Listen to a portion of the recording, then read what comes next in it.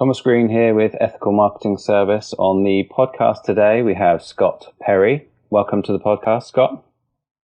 Thomas, really delighted to be spending this time with you. Thank you so much for having me. That's my pleasure. Would you like to take a moment and tell the audience a little bit about yourself and what you do? Absolutely. Thank you for the invitation. I am Scott Perry. As you and I were just chatting about, I am a husband and a father first. I also have been a lifelong teacher and musician for most of my adult life, and currently I am on the head coach team in Seth Godin's Akimbo workshops, and I am also a difference maker coach in my own endeavor called Creative on Purpose, where we help people like you and I fly higher and the difference only they can make. So this might be a little bit of a softball to start off with, but for those that haven't looked over the website, what does it mean to be a difference maker? Yeah, that's a great question. So Creative on Purpose is obviously about employing our inherent human creative impulse in an intentional way. Often that means solving interesting or difficult problems or challenges. Sometimes it's just the pursuit of better, whether it's bettering and developing ourselves, which most often is done with and for other people at the same time. Because in addition to being creative creatures, we're also social creatures, and we have this capacity for a reason that we could employ more often and more purposefully. So every human being is a difference maker because we all collide and connect with others throughout our day-to-day. We are all engaged in work, and we can do that work with intention and integrity and derive identity and meaning from it. And if you're going to make a difference, why not make a difference for the better? A difference that enhances your own life while it encourages and elevates the lives of others. There was one perhaps quote that I saw when looking through your links, and that was, "Legacy isn't the money or monuments you leave behind, it's the difference you're making right now." I love that quote, and I haven't actually heard that before. Is that something that you picked up from somewhere or learned, or? It's my own wording. We talk a lot at Creative on Purpose and in the Difference Maker community and coaching program about living your legacy, the idea that legacy isn't what you leave behind, but it's the difference you're making now. I will say that I definitely came to that through my lifelong reading of Marcus Aurelius's Meditations. Marcus Aurelius was a Roman emperor who was a disciple of Stoic philosophy, which is experiencing a resurgence now as it has many times throughout history. And he thought very deeply in his journal, which is what the Meditations are, about the significance of himself and his life and the work that he was doing. Was frequently reminding himself that when he passed, he would probably not be remembered, although ironically he is by many.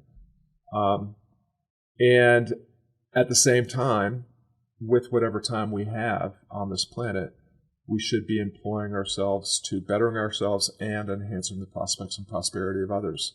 And that is what legacy is. And at least here in the United States, we often conflate legacy with the money that we leave behind or the buildings and the monuments, to our own greatness that we leave behind. And I think that that's unfortunate and is not helpful to future generations, which is what legacy really is really about. So it's an idea that I came to very early on in the development of my brand, Creative on Purpose, and it's that idea of living your legacy is at the heart of my most recent handbook, which is called Onward. Well, regarding Stoicism, it's just something that I really wanted to talk to you a bit more about. There's one principle that I learned from Darren Brown, and it is about worrying. So, if there's an external sort of variable that you have to deal with, then if it's within your control, you can do something about it. And if it's not within your control, then there's no point in worrying. Is there some principles that you main principles that you would talk about in regards to Stoicism? Yeah. Well, first, just Darren's book is fantastic. Happy is a book I've read in both physical copy and listened to him whisper in my ear on Audible. It's a really great practical application of ancient disciplines from Stoicism. Very approachable, very engaging, and again, very pragmatic. So Onward is actually constructed on the three Stoic disciplines first put forth by Epictetus, the discipline of perception, the discipline of action, and the discipline of will. And all of that aligns very much with what you were just describing, which is another rephrasing of Epictetus's opening of the discourses, which is some things are within our control and others are not. The discipline of perception allows you to see what is actually happening as opposed to your biases and prejudices and judgments based on your own selfish needs, wants, dreams, and desires.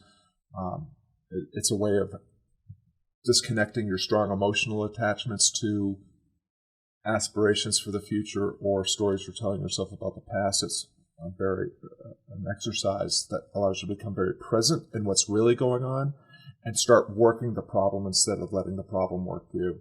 The discipline of action is just about making a decision based on the choices that are really in front of you and stepping into that with integrity and intention and taking action. And then the discipline of will is what it's really all about. So we have the ability to control how we see things and what we decide to do next. Everything else is actually completely outside of our control now. It used to be that we believed if we went to school and got good grades, we could go to a good college. If we went to a good college and did well, we could get a good job, and everything would be hunky-dory for the rest of our time on Earth. Turns out that the pandemic has taught us that actually not even that is a certainty or even a possibility for many people. So what is it all for then is the discipline of will. The only thing that matters, according to Stoicism, is virtue, the cultivation of virtue, the content of your character, and you cultivate that through the quality of your efforts, not the outcomes or results that you achieve. And we conflate decisions with results, and they're two completely different things. A decision is simply a decision that puts you into a new moment where there are new choices and the capacity to make a new decision. Results are things that may or may not happen, where you can maybe influence results, but you're never absolutely guaranteed or in control of those results. So the lesson is if you simply pay attention to the quality of your effort, you will always be able to experience a sense of thriving and joy and meaning in what you're doing, because the effort is the reward.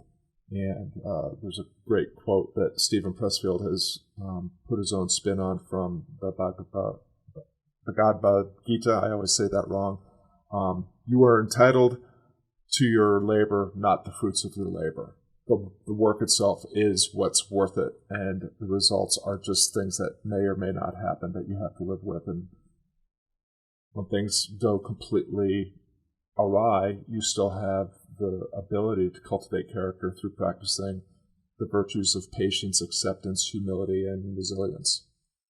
Great point. Have you found that you can use that yourself, and how difficult is it to apply that?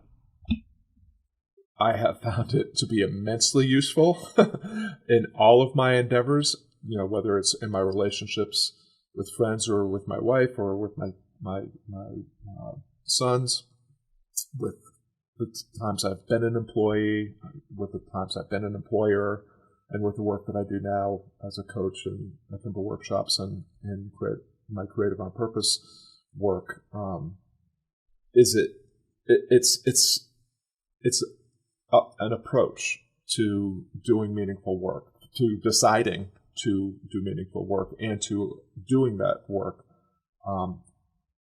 in like any approach or attitude, it's a skill that you have to develop and practice every day if you're going to maintain and get better at it. So it's a challenge for me every day to set my prejudices and my biases and my value judgments aside and to let go of my strong emotional attachments to what I want and what I desire, and to do work on purpose, with purpose, and for purpose that does no harm to others. But that has made, my 56 years on the planet very rewarding, even though I am not and will probably never be, a famous author, coach, teacher, or anything else. Well, I think people who are famous basically say that you feel exactly the same way as you did when you weren't, right? So, yeah. So I spent most of my adult life being a professional musician and owned and operated a guitar studio up until just December of last year. While I was on the circuit, I never was a celebrity or famous, but I definitely got to play shows and have conversations with a lot of people who most of your listeners would agree are celebrities and famous. One of them in the blues world is a gentleman named Paul Rochelle, who is a fabulous blues guitarist and singer, was at the time that I was on the scene one of the more popular acts in the acoustic blues scene. And I remember when he got on Prairie Home Companion, which for a lot of acoustic musicians would be like, oh, a dream come true. And I was like, Paul, we were doing a show together, we were hanging out, and I said, Paul, congratulations on Prairie Home Companion. What an amazing thing. It must have really, just done so much for your career. And he said, yeah, same bullshit, different venue, was his response. I just thought that was hilarious because it impacted his career in no discernible way. He didn't suddenly make more money or get more gigs or better gigs. It was just another thing that he got to do, where for the 3 minutes that he and Annie Raines were live on the air, a few more people than normal would have got to hear him. And that was something that really stuck with me, like, oh, actually, it doesn't matter if I never get that gig or appear on that show or get to work with that artist. Again, the work itself, I get to do this. I get to be a musician and make a living and support a family doing this. What a gift. That's enough. I don't need anything else. And then if anything else comes, it's just a cherry on top of a really delicious sundae. Well, and if you're using your Stoic philosophy, you're going to be enjoying it anyway, right? Exactly right. I mean, that's the promise of Stoicism, is that you can experience equanimity and joy in any situation, even in the midst of a pandemic, even in the midst of immense global suffering and struggle and racial strife and financial instability. You can continue to be experiencing equanimity and joy. And for me, that has been true throughout these times, but all the time that I've been on the planet. Is it right you've written a book on Stoicism, or have I got that wrong? My very first book was called The Stoic Creative, which actually was the name of my brand. And it does very intentionally and very, very pointedly bring in Stoic principles and practices to creative pursuits. Something I learned from that experience is that very few creatives are interested in Stoicism, and very few Stoics are interested in creativity. And so, although Stoicism has informed and inspired every publication, everything I've published, whether it be a blog or a book, I now don't wave my Stoic flag so overtly. In fact, in Onward, I don't share the joke, the punchline, that my entire book is a repurposing of 3 Stoic disciplines until the very end. And that's just so that for someone that may have collided with Stoicism somewhere in the past and sees it, like, oh, this was a great book, and it's actually attached to the Stoic thing, maybe I'll investigate that a little bit more. Kind of like Stoicism. chocolate covered broccoli. Yeah. Well, Stoicism hasn't cornered the market on the importance of cultivating virtue or the importance of not attaching yourself to results or to ego concerns.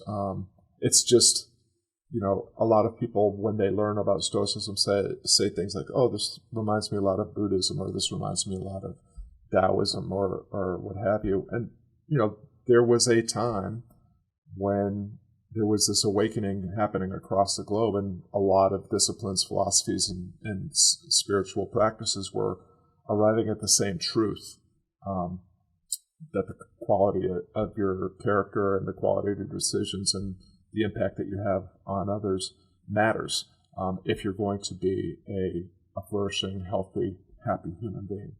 Mm. And is it right you've written 7 books? I guess so. There may be, if there's 7 on Amazon with my name on them, then yes. It was your website. Just to clarify. Yeah. So yes, I have written many books. I would actually qualify that by saying handbooks. One of them is literally 3 pages long. The longest is only 130, 40, 50 pages long.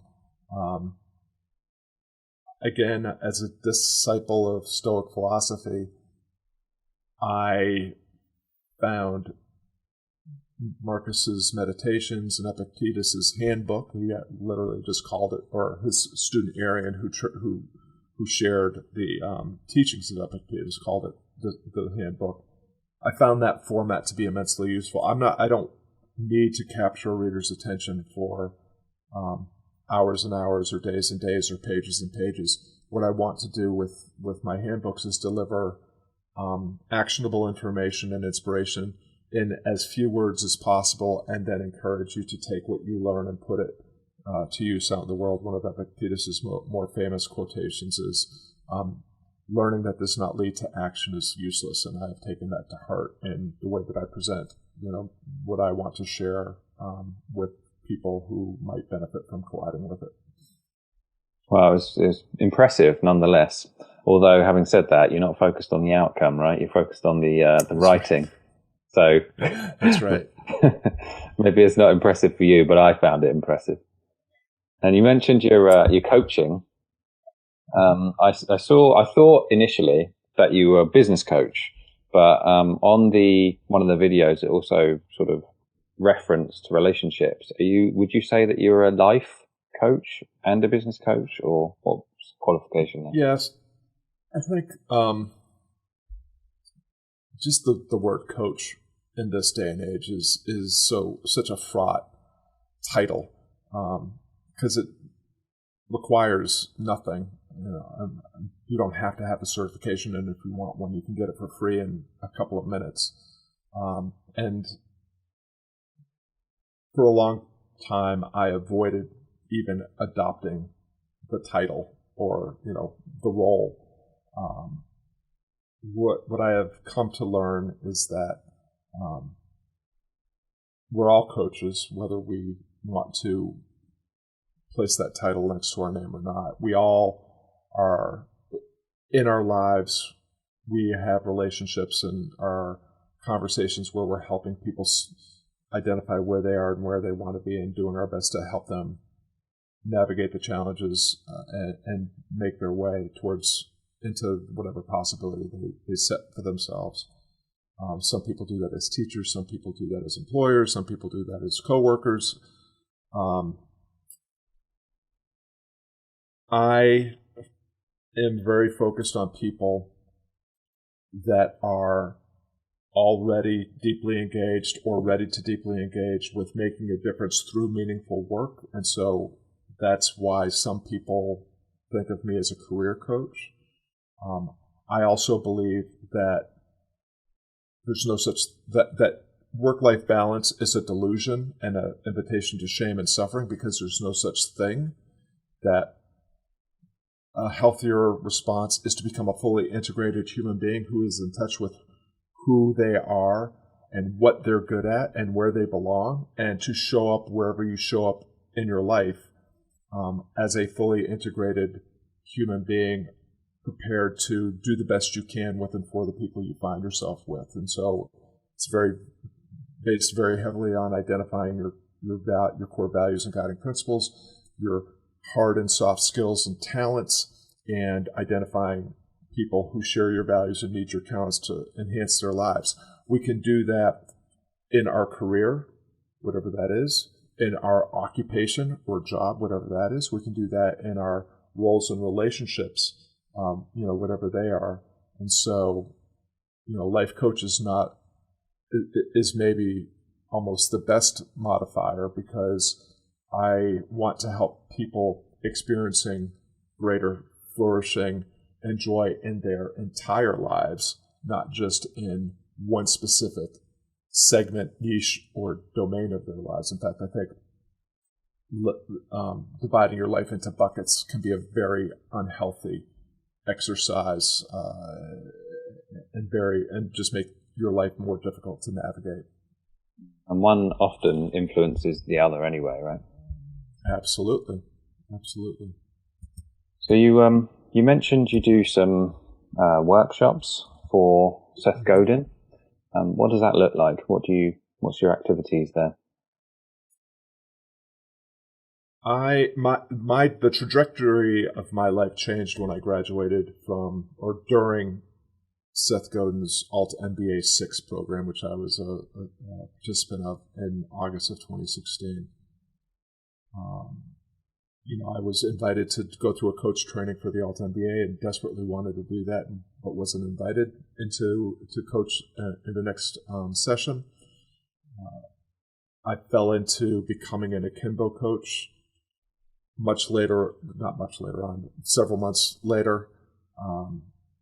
I don't know why I was invited to do that, but I am incredibly grateful that I was, because coaching in his programs helped reveal that coaching was my next endeavor.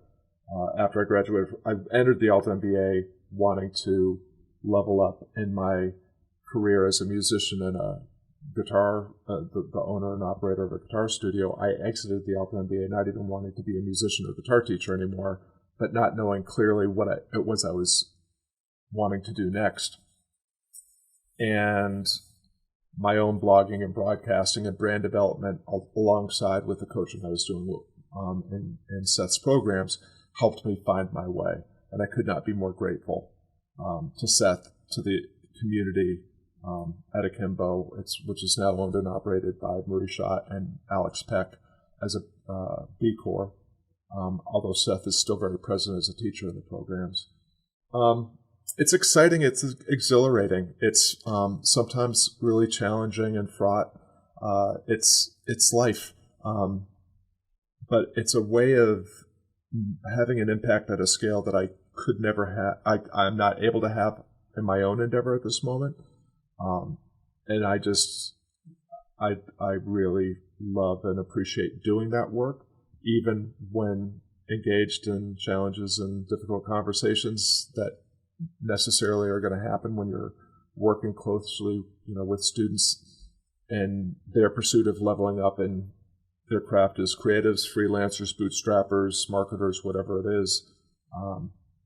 So it's just it's immensely rewarding. It's immensely challenging. It's immensely fun. It's immensely frustrating on some days. It's just like any meaningful endeavor. It's multifaceted, but that's true of any worthwhile endeavor, and I love doing that work. Do you have sort of strategies or tactics to go about navigating disagreements like that? Absolutely. So all the things that we've already talked about, and as a head coach, I get to help other coaches find their way to bring their idiosyncratic perspective and skill set to this work in a way that will enhance their experience while they're elevating the experience of students. And one of the things that helps us all is reminding ourselves what Epictetus, the Stoic philosopher, taught, which is everybody's actually doing what they think is right almost all the time. I mean, we think that people that don't agree with us around whatever beliefs or ways of being, we think that they're completely nuts and just malicious and intentionally hurtful. That's not true. Everybody is doing the best they can most of the time with where they are and what their understanding is, unless you're a complete full-blown sociopath or psychopath, which is much rarer than people would tend to believe. When you accept that you give people the benefit of the doubt and accept that they're doing the best they can, then you're also giving yourself the ability to do the best that you can and to not be attached to any, our job as akimbo coaches or my job as a difference maker coach is not to hold you by the hand and drag you across any particular finish line or toward any destination. It's to witness and reflect and share perspective and questions and insights and invite you to take another bolder, small, bold step into your potential and the possibility that you've set for yourself. And then to let what happens happen and be in the next moment, if that's the appropriate thing, with a student or a cohort of students.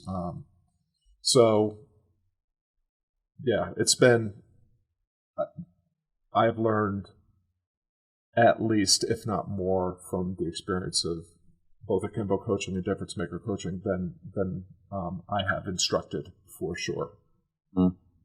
So is the difference maker coaching, is that your business and your sort of, I don't know, would you call it like a side job or with the akimbo? Yeah, well, as I indicated, I completely, so I retired from musical performance about 3 years ago.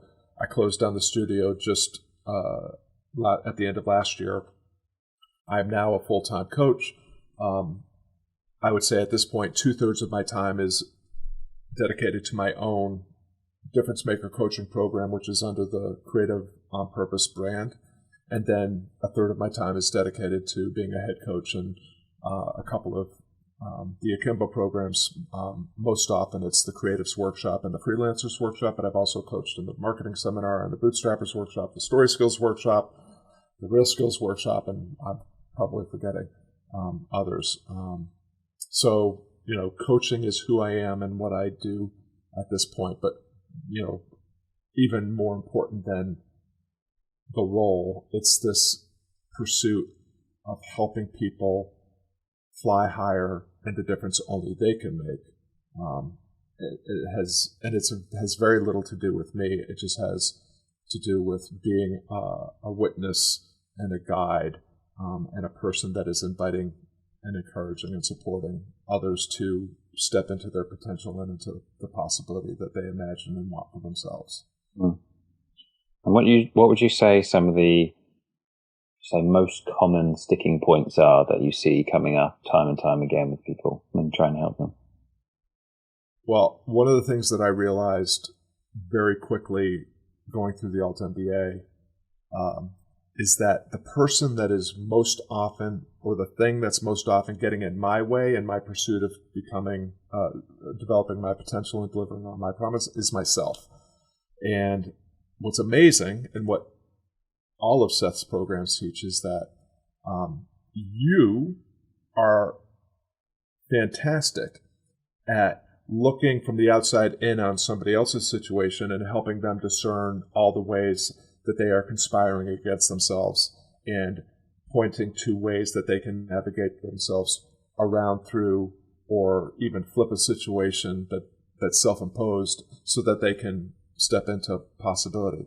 At the same time that you're a master at doing that for others, you are the worst person for doing that for yourself. And it's just because of all the biases, all the cognitive biases. You can Google them online. There's, 7, 12. It depends on who you read. But, we are creatures who like to confirm our own biases and beliefs. We are creatures who like to associate with people that believe what we believe and echo what we believe and want to do.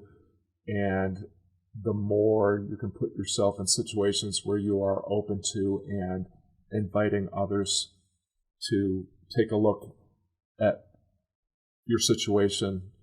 You will see that they don't always see exactly what you see, and very, very frequently they will help you see something that helps you start working the problem instead of letting the problem work with you. So that's a long-winded answer to the short answer, which is the thing that's standing in anyone's way most often is themselves. And the best way to get through that predicament is to surround yourselves with people who are empathetic, understanding, and willing to extend real love, which means not confirming all of your silly beliefs, but helping you see what you can't see and inviting you to step into your potential. And when you do that, when they do that for you and you do that for them, that is how things get better, and that's how we navigate our way out of the situations we often are putting ourselves in. Well, it makes me, initially, I wanted to say, does that mean that you can sort of use some of those principles to help yourself? So, I know that I might be doing this, and therefore here's what I need to do in the way that I would coach other people. But you also said the best way to do it is to get a coach. So which one of those two do you do? Well, I'm a coach. I have two coaches because, again, I'm not the best person to see what I don't see and to navigate my way through something I don't yet fully see and understand. I think it comes down to two things. I think it comes down to, are you ready to trust yourself? Because if one of my favorite quotations from Goethe is, as soon as you trust yourself, you will know how to live. And again, we are great at helping other people see what they don't see and step into potential that they're not yet ready, haven't figured out how to navigate. And we are lousy at doing that for ourselves. So trusting in yourself, trusting in you can't trust a process until you trust yourself to be able to engage with that process and navigate the inevitable challenges. At the same time, it's an issue of investment and enrollment. If you're not fully enrolled in the journey of personal development and growth, you're not going to make any meaningful progress. And the best way to put yourself on the hook and deeply engage is to invest. And yes, you can invest your time and attention to valuable resources that you can never get back. And once you've spent them, they're gone. But the simple investment of, a simple investment of money alongside with time and attention is something that we have seen works really well for human beings. And so, the investment that anyone makes in good coaching, worthwhile coaching, will pay itself back so many times that it becomes insignificant. And what I find is that most people want to do it the do-it-yourself way. If you want to do that, I have a blog and I have books that are virtually free, and everything I'm coaching is on the blog and in those handbooks. The people that go the do-it-yourself route I've yet to meet anybody that's made significant progress doing it on their own. What I have seen over and over and over again is people that are willing to invest in a coaching relationship and fully put themselves on the hook and be accountable and invested in the change that they want to make. They always make progress, even when the progress made is, this is actually not the right thing for me to be doing right now. I need to figure out something else. I mean, it's when one of the things I talk about in Onward is, don't start with why, start with who. And I'm not just taking a swipe at Simon Sinek. I love his work, and I think the idea of purpose is really important. But purpose is not something fixed, and it's not a destination. You don't find it anywhere. It's something that you cultivate within yourself by knowing who you are, what you're good at, and where you belong. And when you know those things, purpose is a naturally occurring result, as is passion, of doing the work right in front of you right now with the people that you find yourself with right now. And investment is just a way to amplify and leverage making the progress that we all pay lip service to, but most frequently we don't actually fully engage with because we're not willing to invest, make that investment. Investment increases the urgency of action and trust, and those are both required to make change happen. Mm.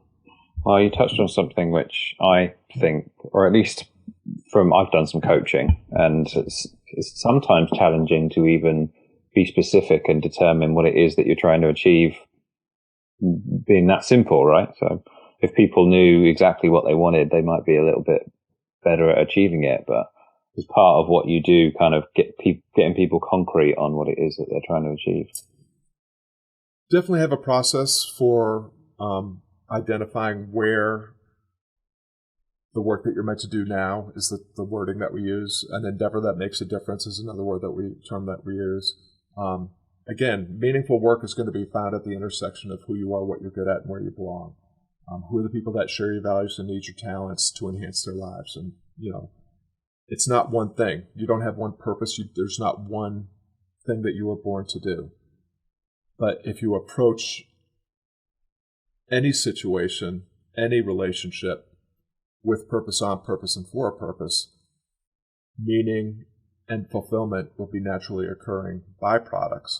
And this idea of starting with who, if you get the right people together and they don't know where they're going, they're going to figure out a great place to head. And even if they don't get there, which they probably won't, they're going to end up somewhere great because you've got the right people together and you're working together with common purpose and common cause.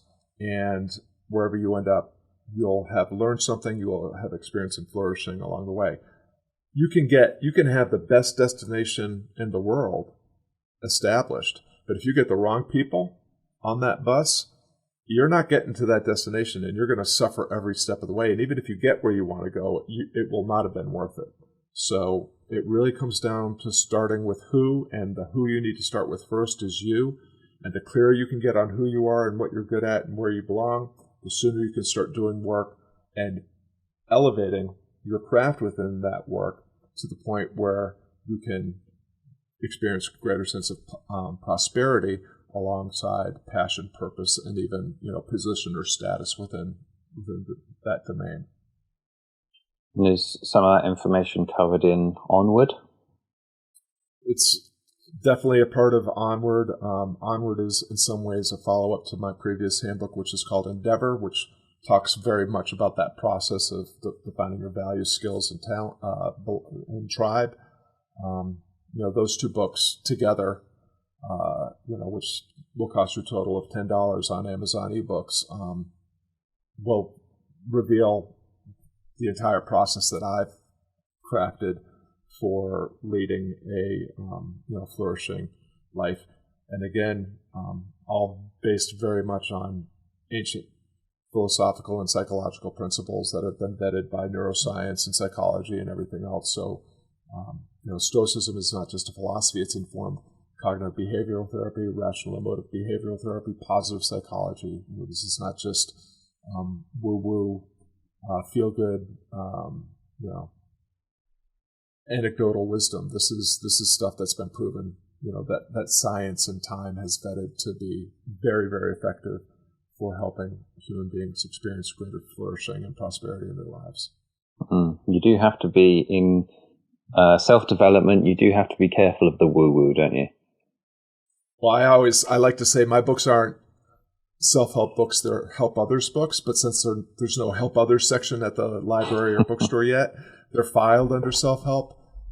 But that's, to me, the essential component. We enhance our lives most through work that elevates others. So I did have a look, and you got your own podcast on YouTube, right? You enjoy it? I do. So I began when I left, when I graduated from the Alt MBA in August of 2016. Again, I knew that I wanted to do something different. I just didn't know what that was. I thrash my way through to clarity by blogging every week and broadcasting every week. And I started by having interviews with the celebrities in the modern Stoicism space, moved into other influencers and change agents. I'll be interviewing Jacqueline Novogratz later today, who is the founder of Acumen Fund and wrote a fantastic book called Manifesto for a Moral Revolution.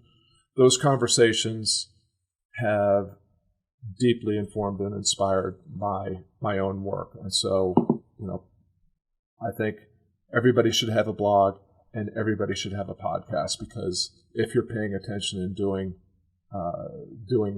the work with some degree of intention, you will learn things that you would never have learned on your own just by letting your work, having meaningful conversations and putting the ideas out into the world to collide with people so that you can refine what your ideas are and the audience that they're intended to help.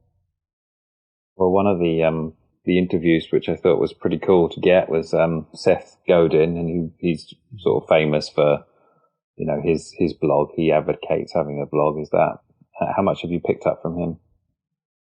Oh, I credit Seth. Seth and Marcus Aurelius are probably the two human beings that have influenced my journey more than any other. And I say that, and as I say it, I'm reminded of, I had teachers in high school and teachers in college that also helped. I had friends and employers who, have, when I look back at my life, the first instinct is to say I've reinvented myself many, many times, but actually there have been these moments when I've just changed the trajectory of who I'm becoming, but I've been becoming, I've been moving towards something the entire time without knowing what that was or being able to see it. It only ever makes sense in retrospect, but, for sure. And it's not really Seth. It's the ideas and the communities and the workshops that he's set up, because what he has done is he's put me in situations where I am doing work with other people. Seth is barely present in any of these programs. So, there's no mentoring or step-by-step program that he's provided me. He has, generously blurbed my books, and he's generously shared insight on the direction I'm going from time to time. But, that has been very, very infrequent. Mostly it's just employing some of his ideas and working with the communities that he's allowed me to be a part of. That's helped me find my own way. And I think if I were to guess, I think he wouldn't want me to say it any other way. You mentioned changing your trajectory in terms of where you're going. Where would you say that is now? About 5 years ago, again, about the time that I was, maybe right before I was joining the Alt MBA in 2016, I was approaching or just having turned 50. Stoicism is a discipline that encourages you to meditate on your depth and to take what's left and do the most good you can. And that's what I've been doubling down on, really, ever since. I think David Brooks speaks to this pretty inspiringly and cogently in The Second Mountain. We spend the first half of our life acquiring status and money and things, and we spend the second half of our life trying to make an impact and trying to share rather than trying to accumulate. So wherever I am, whether it's in a Kindle workshop or in the Creative on Purpose community or Difference Maker coaching program and community, I'm just doing my best to leave things better and better off. Leave things and people better and better off than they were when I collided with them, in as impactful and meaningful a way as I can without overly attaching to any specific result. I just, it's circling back to what we started with, living my legacy means making the biggest and best difference I can right now, moment to moment until my time is done. Well, one of my questions that I normally ask near the end of a podcast is, what are your business goals? Or what are your goals for any particular thing that you've got going on, like, for example, the book or the YouTube channel or whatever it might be. But do you see goals being in conflict with your philosophy? Oh, no. Goals are really important. And one of the things, we have a program in Creative on Purpose called Do the Work, and it's a 4-week sprint where we very specifically identify a goal that a person wants to achieve in their endeavor at the end of a 4-week period. The thing is, there are goals that are SMART goals that we can measure and we can track our progress and we can know how close or how far we came to hitting that goal. But there's also process goals. So I might have a goal of losing weight. I want to lose 20 pounds by the end of a 3-month period or what have you. But the process goal is the changes to my diet and exercise that I am doing every single day. And again, having a point on the horizon that you're aiming for is extremely important. But the reward is in the day-to-day effort toward that goal. And again, you may well find that you don't end up exactly where you intended, but you will end up somewhere great, because you'll see as you go, as long as, again, and the title of your podcast is speaks to this, as long as you're doing it with intention and integrity, ethically, you'll enhance yourself, enhance the prospects and prosperity of those that you're doing work with and for, and you'll end up somewhere great. And so goals are important. Attachment to goals is probably harmful. Set your point on the horizon. Do your best to make progress into that every single day. Be willing to make adjustments as you go, and practice the Hippocratic Oath. The first rule is do no harm. Your pursuit of your own flourishing and prosperity extends as far as it can extend until it starts to impede somebody else's ability to do the same. That's a basic principle that I live by, and teach, that we live in this period of time where a lot of people are scared that if we let others have access to the abundance, that there might not be enough for us, and that's silly and completely not true. There's plenty for all. In fact, the more people that get to participate in the process and the abundance that the world has to offer, the better off we will all be, because we can pay attention to things that actually matter, as opposed to the silliness of trying to make sure we get as much as we possibly can at the expense of other people. Well, I have been thinking very recently about the fact that I shouldn't quite be so mentally attached to the outcome of a particular goal. So I really do appreciate the message. It's very timely. Have you got anything else that you'd like to add as a close?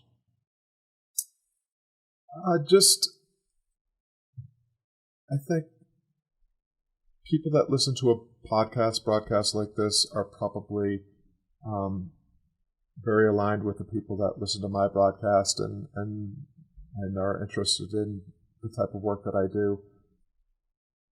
And this pursuit of making things better and bettering ourselves in the process, especially because it's so challenging, sometimes we can take it and ourselves a little bit too seriously.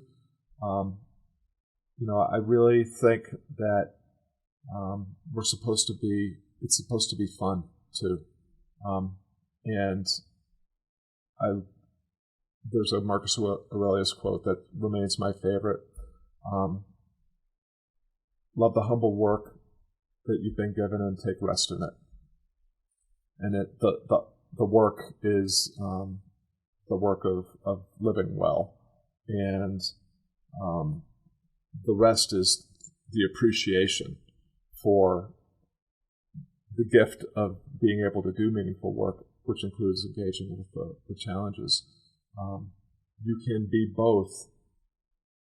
You can experience sufficiency and as you strive. Everything is okay, and you're okay just the way you are, of course. And at the same time, we, as human beings, always are seeking the edges of our understanding and ability and pursuing that, and that they're not diametrically opposed. We can embody and experience sufficiency even as we continue to try to better ourselves if we just pay attention to the process and the quality of our efforts, and not whether or not we acquire the outcomes or results that we might be putting forth behind us. So I guess long-winded way of just saying, have some fun along the way. It'll enhance your experience. That's a good answer. On the topic of having fun, I can see the guitar in the background. Do you still play? I do. I joke sometimes that it's a relic of my musician's past. I played resophonic guitars, which are brass, nickel-plated brass. I was endorsed by the National Resophonic Guitar Company. I love the instruments, and I still love to play. What's interesting is now that it's no longer my source of income and my occupation, when I do pick up the guitar, I actually do experience a lot more joy, flourishing, and much less frustration than I did when I was doing it professionally. So yeah, it's something that it's still a part of my identity, even though I don't do it as often as I used to. But still appreciate all the lessons that I learned as a musician, and still love what music does for not just performers but for listeners as well. Yeah, well, I can certainly see that it's probably not so attached to the outcome anymore of the music, and therefore it's more enjoyable, right? Absolutely, so very apt. Where's the best place for people to find you, Scott? It used to be that you could Google Scott Perry and I would be the number one hit. Turns out that there's a representative from the state of Pennsylvania named Scott Perry, and now there's also a NBA coach named Scott Perry. Turns out that politicians and basketball stars are more popular than musicians and coaches.